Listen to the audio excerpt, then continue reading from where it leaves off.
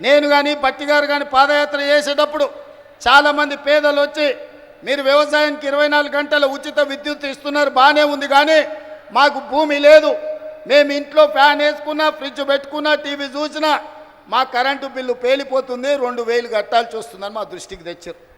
అందుకే ఆలోచన చేసినాం, సోనియమ్మ అనుమతి తీసుకున్నాం.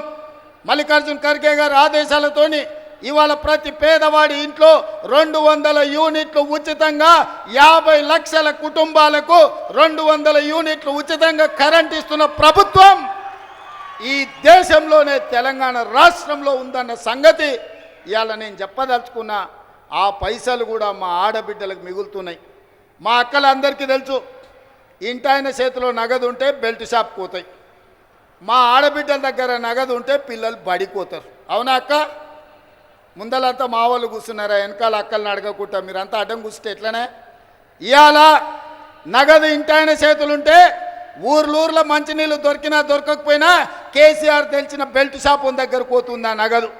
కానీ మన ప్రభుత్వంలో కరెంటు బిల్లులతో మిగిలిన నగదు, అదేవిధంగా సిలిండర్ల మిగిలిన నగదు, ఈరోజు సంఘాలకు నగదు 0 వడ్డీతో ఇచ్చిన నగదు మా ఆడబిడ్డల దగ్గరుంటే మా ఆడబిడ్డల నగదుతోని తమ బిడ్డల్ని బడికి పంపించి ప్రయోజకుల్ని చేస్తుండ్రు. ఇవాళ వాళ్ళ చేతిలో వెసులుబాటు ఉండాలి, ఆడబిడ్డ చేతిలో పెత్తనం ఉండాలి అని ఇవాళ మేము కోరుకుంటున్నాం. కేసీఆర్ ఏమో ఆడబిడ్డలకు పెత్తనం వస్తే తాగుబోతోళ్ళు ఉండరు, తాగుబోతోళ్ళు లేకపోతే ఆయన సంఘాన్ని కోల్పోతా అని ఆయన అనుకుంటున్నాడు. ఎందుకంటే ఈ రాష్ట్రంలో తాగుబోతుల సంఘానికి ఏకగ్రీవ అధ్యక్షుడు ఎవడని ఉన్నాడా అంటే ఆయన కేసీఆర్. ఈ వేదిక మీద నిఖత్ జరీన్ ఉన్నది, ఆ అమ్మాయి బాక్సింగ్కు ఛాంపియన్. ఈషా సింగ్ ఉన్నది, ఆ అమ్మాయి స్పోర్ట్స్కు ఛాంపియన్. అదేవిధంగా దీప్తి అని వరంగల్ నుంచి పారామెడికల్లో కాంస్య పథకం తెస్తే ఈరోజు ప్రభుత్వ ఉద్యోగం ఇచ్చినాం. వాళ్ళందరూ క్రీడలకు, సానియా మిర్జా టెన్నిస్కు బ్రాండ్ అంబాసిడర్. ఇట్లా చెప్పుకుంటూ పోతే ఒక్కొక్కరు ఒక బ్రాండ్కు అంబాసిడర్లు. కానీ మన కేసీఆర్ దేనికి బ్రాండ్కి అంబాసిడర్ అయ్యా?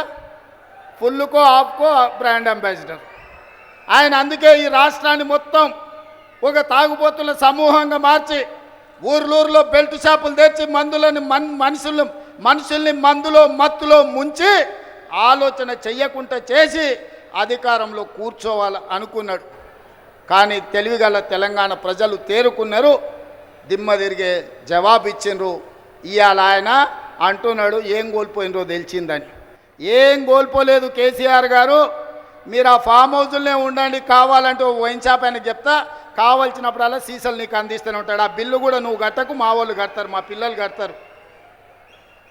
నీ ఇంట్లో 4 పదవులు కోల్పోయారు తప్ప తెలంగాణ సమాజం ఏం కోల్పోలే.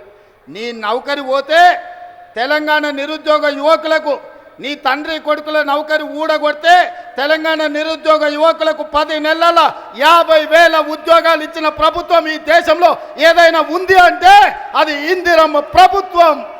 ఆ ఇందిరమ్మ ప్రభుత్వంలో 50,000 ప్రభుత్వ ఉద్యోగాలు ఇచ్చిన ఘనత నా మంత్రివర్గ సహచరులదని నేను ఈ వేదిక మీద నుంచి గర్వంగా నేను చెప్పదలుచుకున్నా.